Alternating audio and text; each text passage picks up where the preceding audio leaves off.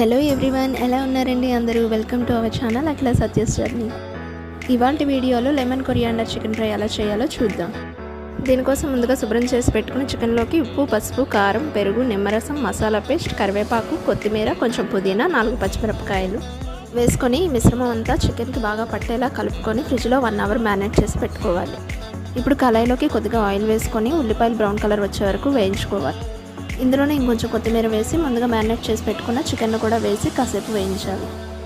చికెన్లో నీరు ఇంకిపోయి దగ్గర పడే వరకు అలా ఫ్రై చేస్తూ ఉండాలి.